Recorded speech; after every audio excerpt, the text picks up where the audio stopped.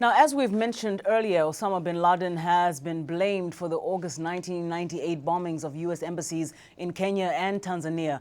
Hundreds of people were killed in the simultaneous attacks that struck Nairobi, Kenya, and Dar es Salaam, Tanzania. Just a short time ago, I spoke with David Ohito, news editor of the Standard newspaper in Nairobi, for Kenyans' reaction to the death of the Al-Qaeda leader. Kenya has been bearing the biggest brunt of terrorism after, I think, the U.S. itself. You remember in 1998, there was a bomb attack in Nairobi which targeted the U.S. embassy in Nairobi, and over 200 Kenyans and 19 Americans were killed in the process of the attack. And today, families of the survivors and victims gathered at the scene where the embassy used to stand just to recollect and to celebrate in a little way that at least some form of justice has been done.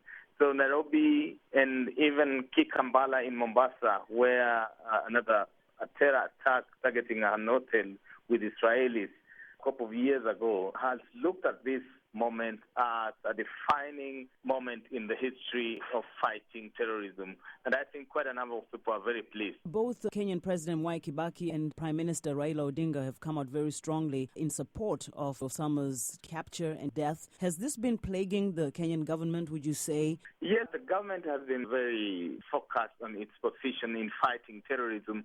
And I think we, as a country, has been cooperating a lot with the American government in fighting terrorism. And there is a lot of partnerships in terms of training and capacity building to be able to fight back terrorism in Kenya.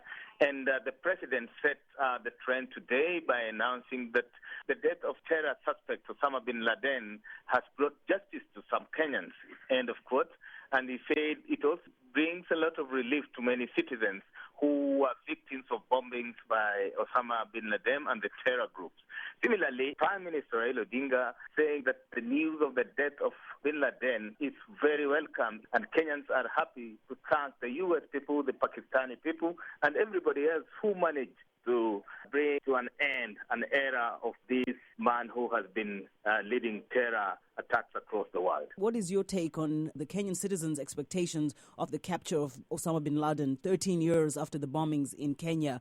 Were they waiting for this moment? I talked to one Sidialo who was driving around the embassy, who actually witnessed the thing, and I think that was the last thing he witnessed. Today he is permanently blind, and he was very emotional and saying that at least he is celebrating Osama bin Laden is no more. But there is the converse of that.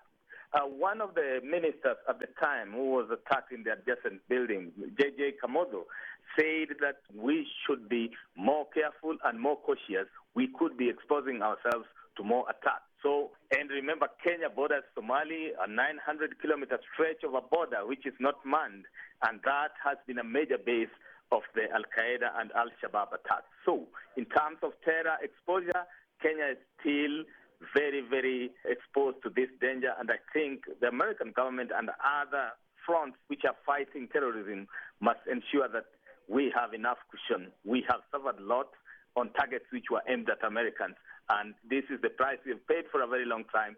We need to be cushioned against this in the best way possible. For more details on the death of Osama bin Laden and reaction from the president of Kenya, Mwakalyelye, please visit us online at voaafrica.com.